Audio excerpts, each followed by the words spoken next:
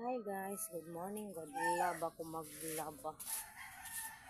Naman sa balon. So ayan, maglaba tayo.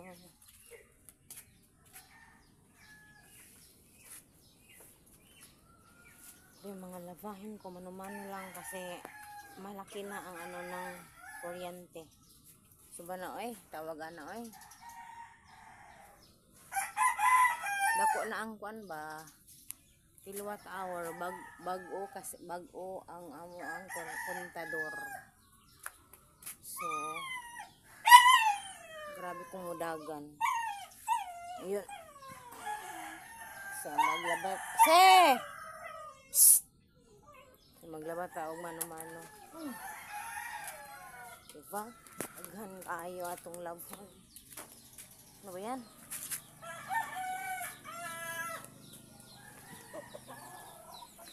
So daghan akong labhon.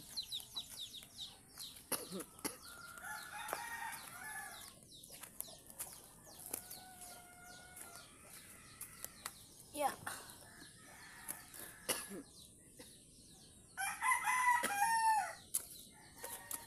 Ayan. So magchika muna tayo. Ngayon po ay Monday. Nag-school na ulit ang mga bata. February 12. So ano pala, last week, Merkulis ng hapon, simula sumakit itong aking tenga. Tapos dito. Tapos yung mukha ko masakit na hanggang dito. Hanggang dito talaga, half talaga. Tapos ang ulo ko pumitik. Pag pumitik siya, sakit talaga yung mapapakagat ka ng labi, yung mapastop ka kung anong ginagawa mo. Kasi sakit talaga siya. Masakit talaga siya. Yung masakit talaga lang. So, Merkulis, tapos Huwebes, masakit na masakit. Biyernes, masakit na masakit. Yung Huwebes talaga, maiyak kasi sakit. So, wala talaga akong vlog masyado.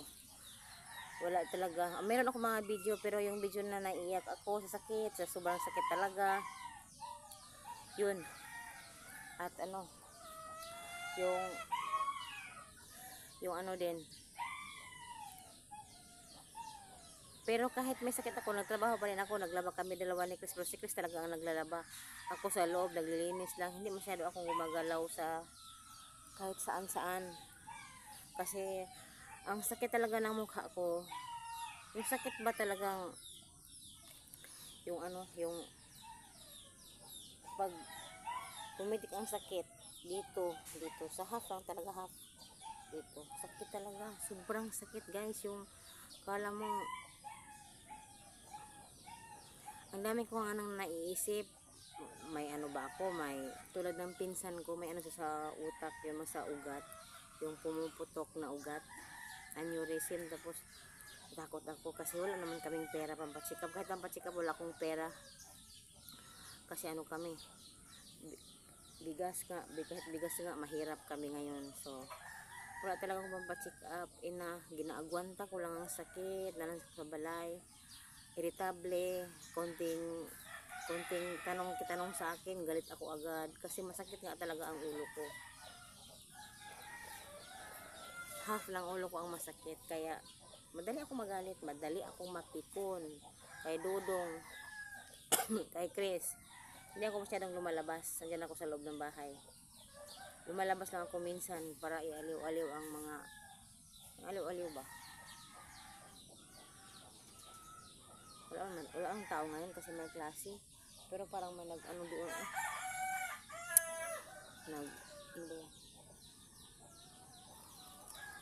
para bang may nagdampas, naglagubo sa kasagbutan. So yun ang nangyari.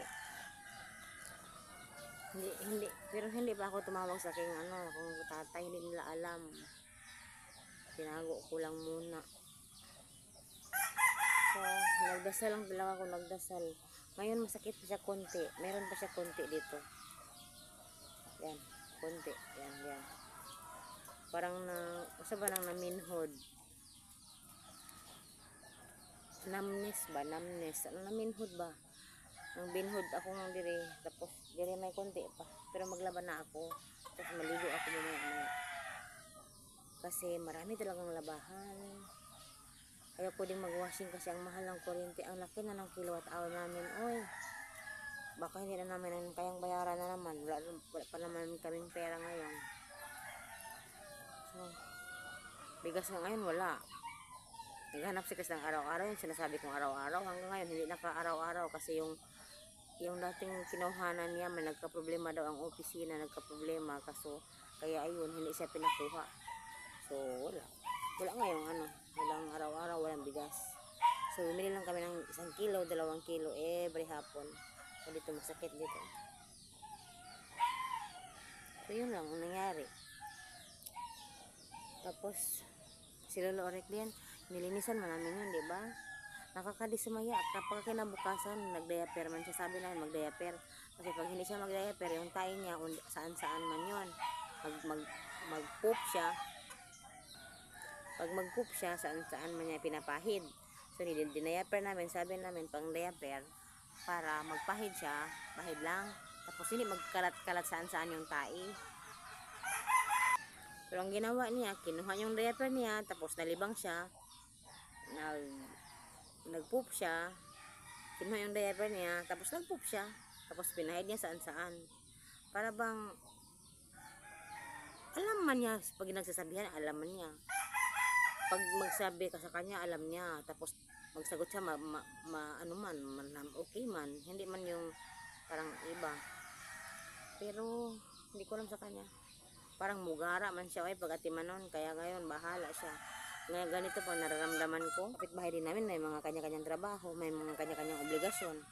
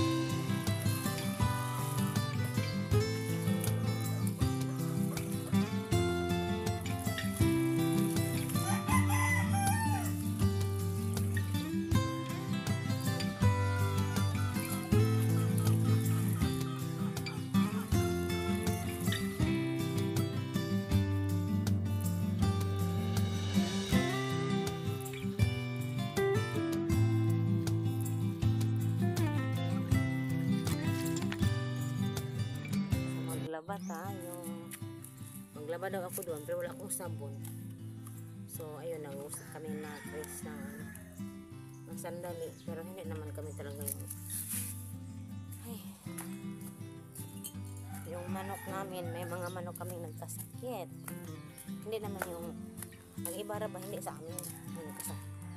May sa kapatid ko. Hindi kasi lahat ng manok ito ay amin. Kapatid ni Chris, meron din kapatid ko. Kapatid ni Chris, 2. Ako yung isa lang kapatid ang mayroong manok dito. So,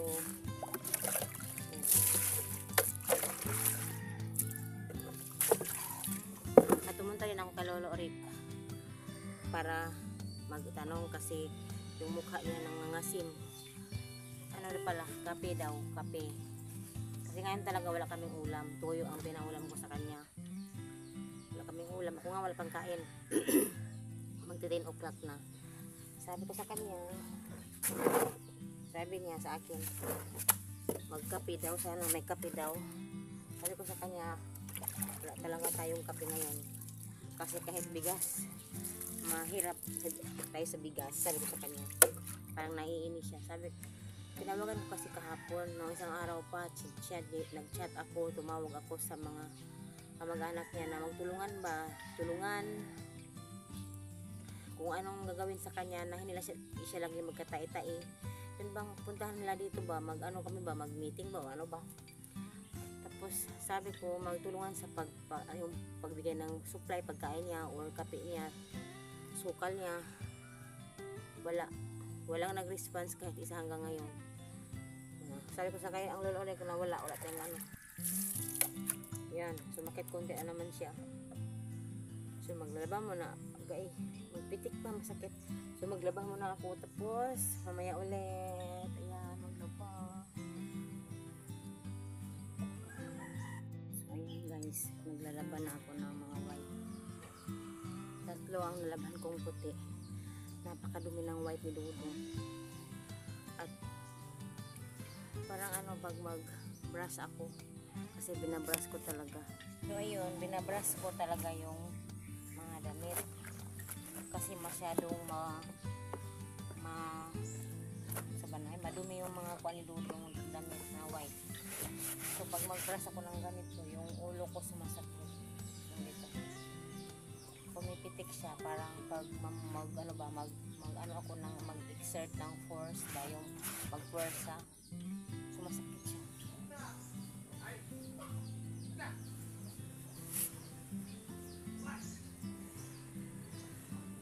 Kaya washing ko na lang kaya to o patuloy maglalaba. So ano pala, may manok pala talaga kami namatay.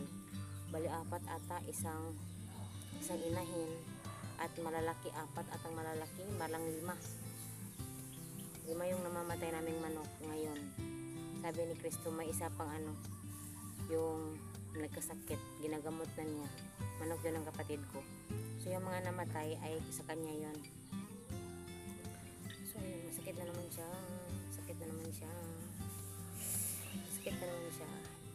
Watching, hindi ko alam kung maglalaba ako ng tuluyan dito o i-washing ko na lang ito. Gusto ko maligo kasi pag maligo ako, pag maano ng tubig na malamig, masarap sa pakiramdam, maiibsan yung sakit. Yeah. So ayun lang. Pero hindi naman siya tulad ng isang araw na naiyak ako. I-insert ko lang mga video ko dito. Ay bahala na, hindi ako mahiya. Totoo naman yung nangyari. Thank you for watching. So, hi guys. After ko maglaba, medyo napagod. Kasi hindi na ako nag-washing. Naglaba na talaga ako ng mano-mano. So, sumasakit ulo ko. Nagprito ako ng itlog. Hindi na ako halos makatapos sa pagprito ng itlog guys. Kasi nabuyong ako. Ano ba yung nabuyong? Nahihilo ako. Tapos, yung paghinga ko, ngayon nga, palpitate pa ako ngayon. Nagpalpitate pa ako. Tapos yung paghinga ko kanina, parang bigla lang. So, ayun. Hindi pa siguro ako pwede magpagod ng maglaba talaga kasi ito nararamdaman natin. Ayun. Tapos si Chris pala hindi nakapasada dahil kagabi walang ilaw yung motor. Bumili siya ng tubig sa labas. Walang ilaw. Na-slide siya. So, ayun. Yung pulso niya ay namamaga kasi may samad. So, nang samad sa Tagalog ha? Sugat. Tapos yung tuhod niya may sugat din. Hindi ko na ipapakita guys kasi ayaw niya i-video yung sugat niya. Pero namamaga po itong ganito niya. So yan lang po. Thank you for watching.